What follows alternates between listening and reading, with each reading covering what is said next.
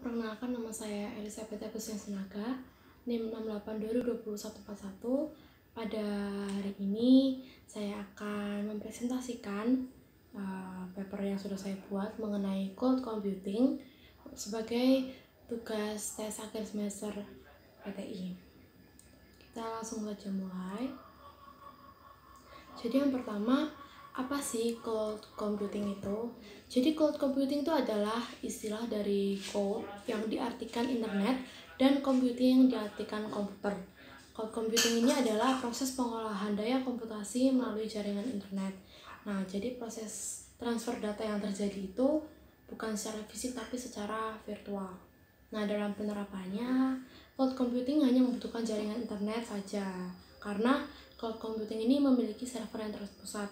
Nah, jadi saat kita menggunakan cloud computing, kita tidak menggunakan media penyimpanan yang ada di perangkat kita gitu. Jadi menggunakan server virtual yang sudah disediakan oleh cloud computing.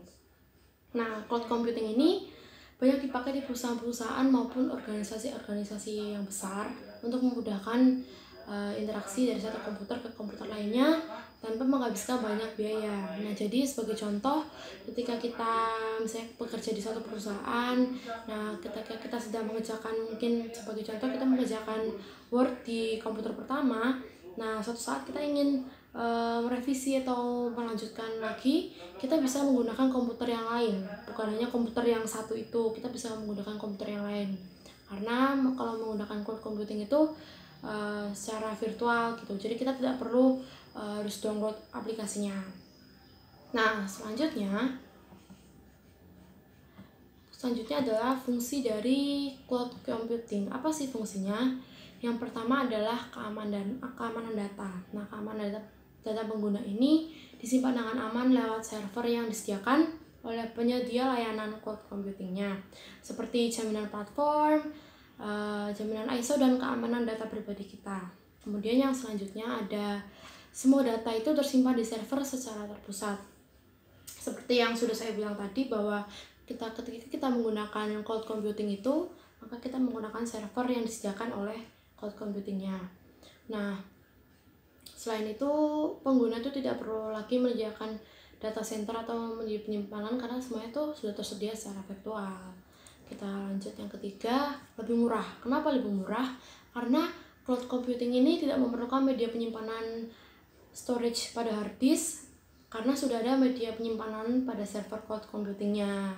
Nah, hal ini pasti jauh lebih murah dan lebih terjangkau karena produk-produk hardware-nya, karena kalau misalnya kita pakai produk hardware itu akan memerlukan perawatan yang lebih mengeluarkan uang. Nah, jika kalau misalnya masa pemakaiannya itu sudah jangka panjang, sudah lama, nah biasanya hardware ini akan mengalami beberapa kerusakan dan fungsi produk yang tidak maksimal lagi. Selanjutnya kita akan bicara tentang cara kerja cloud computing. Nah, cara kerjanya ini adalah menggunakan internet sebagai server pengolah datanya. Server sistem cloud-nya ini memungkinkan pengguna untuk login ke internet agar bisa mengakses dan menjalankan sebuah program atau aplikasi tanpa harus menginstalnya. Nah, infrastruktur seperti media penyimpanan itu disimpan secara virtual melalui jaringan internet, sehingga tidak akan membebani penggunaan memori yang ada di perangkat kita masing-masing. Nah, selanjutnya setelah perintah yang kita berikan kepada server itu diterima, maka data akan diproses sehingga pengguna akan menerima halaman yang telah diperbarui sesuai dengan instruksi yang telah mereka terima gitu. Jadi misalnya kita connect ke internet, terus kita mau buka Google Docs untuk mengetik ya. Jadi ketika kita memberikan perintah itu, server akan memberikan timbal balik dengan cara membuka halaman yang kita inginkan tadi. Selanjutnya ada kelebihan cloud computing. Yang pertama itu mudah diakses. Kenapa mudah diakses? Karena cloud computing ini hanya membutuhkan jaringan internet saja, tidak harus download aplikasi atau hal yang lain-lain gitu. Kemudian yang kedua, murah. Seperti tadi yang sudah saya jelaskan, bahwa cloud computing ini memiliki server yang virtual, jadi kita tidak perlu membeli hardware dan lain sebagainya. Kemudian yang ketiga, Cloud computing ini menyediakan cadangan atau backup dan juga pemulihan, sehingga jika suatu saat file aslinya itu hilang, kita masih punya backup-nya yang sudah disimpan oleh cloud computingnya.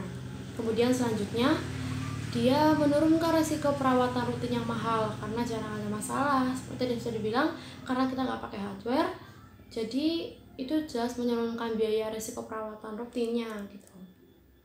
Dan yang terakhir, meningkatkan performa kerja. Kenapa meningkatkan performa kerja? Karena cloud computing ini kan lebih gampang digunakan, lebih mudah digunakan, sehingga kita bisa lebih memaksimalkan pekerjaan kita gitu. Selanjutnya, ada juga kekurangan cloud computing. Yang pertama, tergantung pada kondisi internet. Nah, istilahnya itu internet adalah hal yang sangat penting dalam cloud computing ini. Nah, kalau misalnya kondisi internetnya kita jelek atau bahkan tidak ada, kita tidak bisa membuka cloud computing. Itu kekurangannya. Yang kedua, datanya rawan hilang atau terkena hack. Zaman sekarang namanya internet itu pasti ada orang-orang yang dengan maksud jahat ingin mengambil data-data orang lain untuk maksud tersembunyi atau maksud terselubung untuk kepentingan pribadi mereka. Jadi kekurangannya itu datanya rawan hilang karena terkena hack oleh orang-orang tersebut. Nah, selanjutnya penerapan cloud computing. Di sini saya akan memberikan penerapannya di bidang pendidikan. Nah, yang pertama, penggunaan Google Meet sebagai media pembelajaran pengganti tatap muka. Nah, seperti saat ini yang kita tahu bahwa saat ini adalah pandemi kan, dan kita sekolah secara online tidak bisa bertemu tatap muka secara langsung dengan guru maupun dengan murid.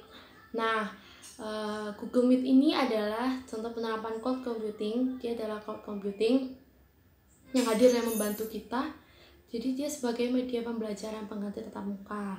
Nah, Google Meet ini juga bisa diakses kapan saja. Kita tidak harus mendownload aplikasinya, kita bisa buka melalui web. Asalkan tadi kita harus tetap terkoneksi dengan internetnya. Nah, selain itu juga yang kedua ada Google Classroom. Nah, Google Classroom ini juga sangat banyak digunakan untuk kegiatan belajar mengajar. Google Classroom ini memudahkan guru untuk memberikan tugas dan materi, serta memudahkan siswa untuk mengerjakan tugas dan membaca materi yang sudah diberikan oleh gurunya. Nah, sama seperti Google Meet, Google Classroom ini juga bisa diakses dimanapun, tidak perlu mendownload aplikasinya. Nah, tapi asalkan harus tetap terhubung dengan internet.